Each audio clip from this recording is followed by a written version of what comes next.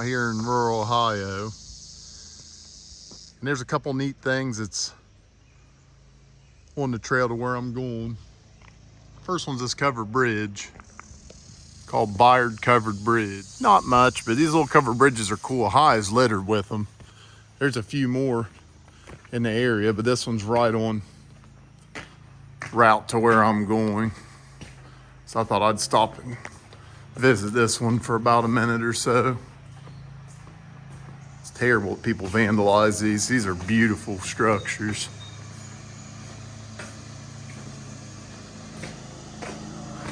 I thought I'd show you that. This is one of the cool things I'm going to run across today. Somebody's stolen bicycle. But this isn't the coolest. The coolest one we're going to go to here in a little bit. It's actually a really neat piece of Native American history. So we're going to get back on the road and we'll see if we can try to find it.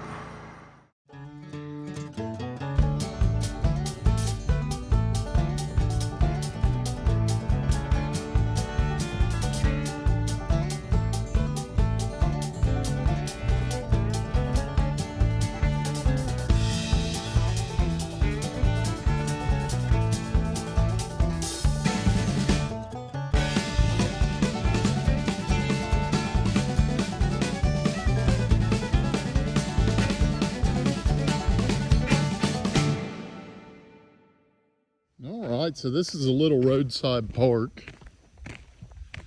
And that little shelter down there is where I think they have the petroglyph, maybe like enshrined in it. I saw a little arrow pointing to the petroglyph right in there. Here's a sign welcoming you to Leo Petroglyphs. It's got a little trail that goes along, and we don't have time to do the trail. We just had enough time just to stop here. This is my lunch break. But you can see that, and we're gonna have to come back and walk the trail and investigate all this sometime in the future. This is pretty cool. Let me get different snippets of the sign there. You can pause and read this. This is a little more than I have time to read out. Give you enough time there. Pause on each one and you can read them out, and then hit play again, finish the video. Here's one more again of that. It's got a little marker at the bottom telling you what each picture is. All right, we're gonna see if we can find these things. We're gonna get over here real quick.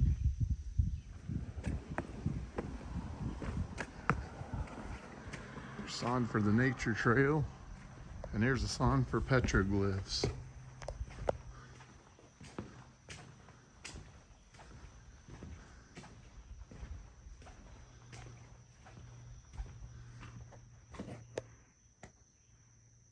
This shelter covers a small group of petroglyphs, or rock carvings, cut into the flat sandstone surface by prehistoric Indians. This group of petroglyphs includes about 40 figures representing animals, humans, and other unidentified images. Nearby is a beautiful gorge with overhanging ledges that have eroded out of the sandstone conglomerate.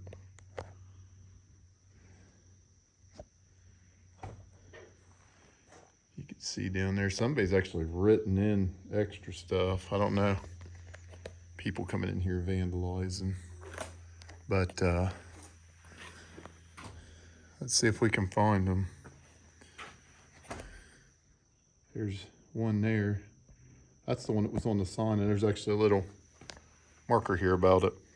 We cannot know for certain the meaning of the symbols, but it's possible they tell a story that was important to the ancient people who once lived here. The most iconic image on the panel is the human head with deer antlers and bird's feet, which may depict a shaman or supernatural being. These petroglyphs are likely the work of Fort ancient culture and may be as much as 1,000 years old. We'll get a better look at that. It's going to be upside down now. But there's one of the actual petroglyphs there. And here's another one right below it.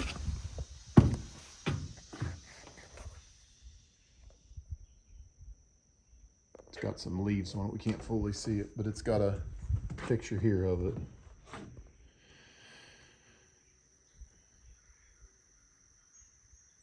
That has basically the same thing that the other sign out front said, or the one up top said.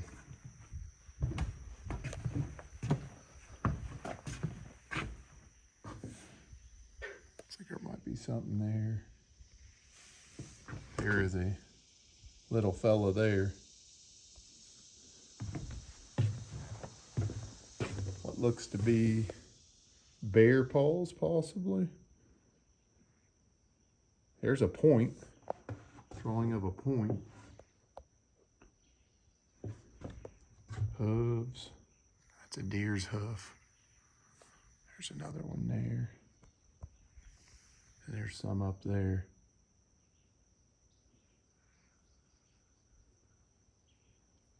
A little bit more there, and then, I don't know. You can see markings there where they've probably cut that hole out themselves. I bet that took some work back then. There's one more sign here, I don't know. Yep. One of the finest examples of ancient petroglyphs in Ohio is engraved on the exposed rock protected by the shelter house. Ancestors of American Indians carved these figures onto this outcrop of the Sharon sandstone bedrock.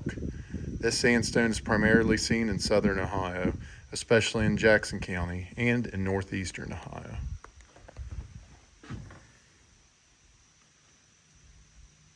Let's get one last big snapshot of everything here.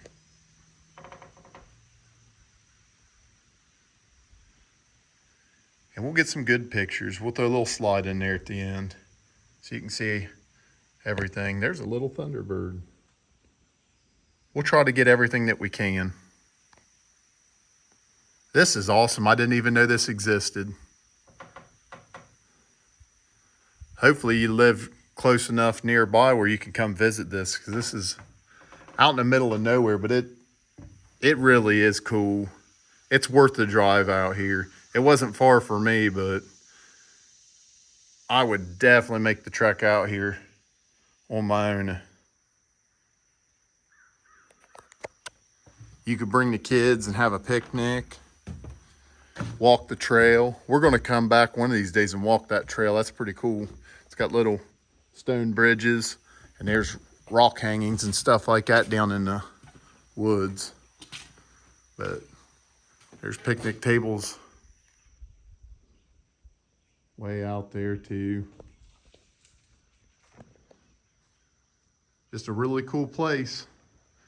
That's all for me. I'm going to get back on the road.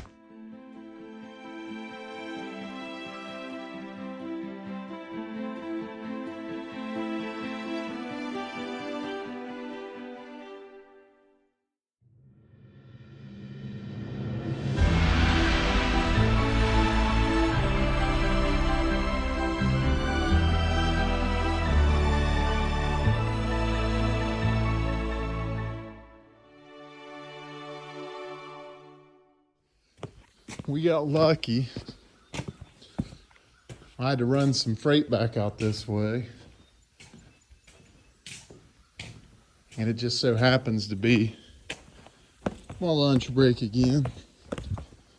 So we're going to do a quick skedaddle around this trail because we got enough time. Let's see if we see anything cool coming up on a little bridge here.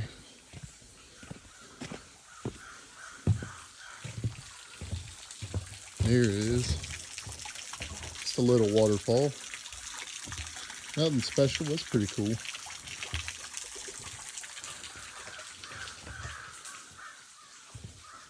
There's a little placard right here. It talks about the waterfalls. We'll read it. Here, the stream cut down to the rock until it reached a bed of resistant sandstone.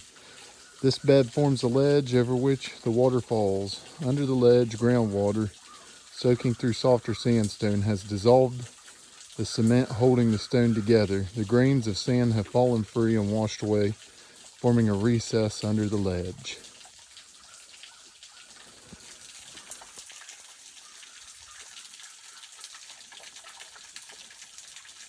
Pretty cool. We're gonna keep moving along.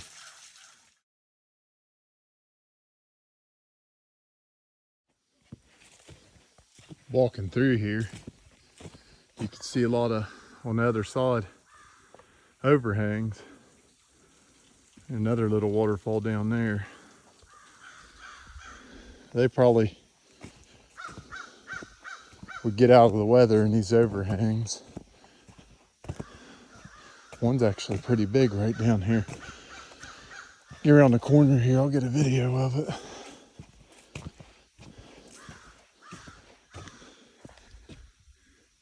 There's the ones against the hill, and there's this rock ledge that sticks out in front of them. And it's probably, you can step under it a few feet, but it's probably 8 or 10 feet tall. That's pretty cool. We're gonna walk on down. The trail starts to go down and wind back around and see what we can find there on the other part of it. Well, I think I found, I'm not sure, but I think it might be a type of chicken of the woods. It's a type of fungus you can eat. I'm gonna look it up later. I'm pretty sure that's some chicken of the woods there. Don't take my word for it. I do a little bit of mushroom hunting. I know chanterelles and morels pretty well, but definitely do not take my word for that, because you can poison yourself easy eating mushrooms you can't identify properly. I thought that was pretty cool and I'll share with you. I tell you, not too far off the trail, we got a bunch of bovine friends out here. Maybe 10 yards off the trail on the far side. Oh, there they all go. They didn't want to see me. It's a neat rock feature. It says, notice the honeycomb-like pattern on a rock surface. Such patterns of cavities occur when parts of sandstone are softer and less resistant to wear than surrounding areas. Through the weathering action of wind, water, changing temperature, and plants growing on them, these softer areas are able to wear away more rapidly than the harder, more resistant areas nearby. It's a pretty cool feature there. We'll keep moving. Now here's an area they definitely would have been in. I could fit right up underneath here.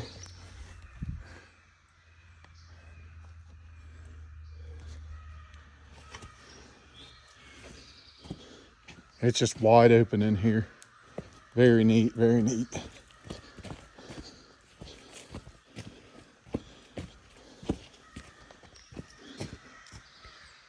You can hear the crows everywhere. That's pretty cool. Well, I tell you what, I thought that last cave was cool. This is the one they probably lived in. We could walk right up into this bad boy.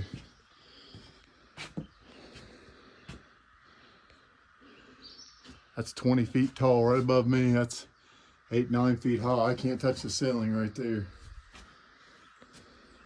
See what the sign says. Growing on the rock surfaces are lichens, mosses, liverworts, and ferns. These are some of the first plants to grow in areas where there is little or no soil. In time, organic material from these plants together with crumbling rock will collect, forming soil. Then seed plants such as flowers and trees will be able to grow. I'm not sure. Oh, those are rocks. Like the little pebbles that I find down at the river. Well, this is really cool. I didn't realize there was going to be something this neat in here. Animals have been burrowing or something. Alrighty, we're going to keep it moving. We're going to make our way back. We're making good time.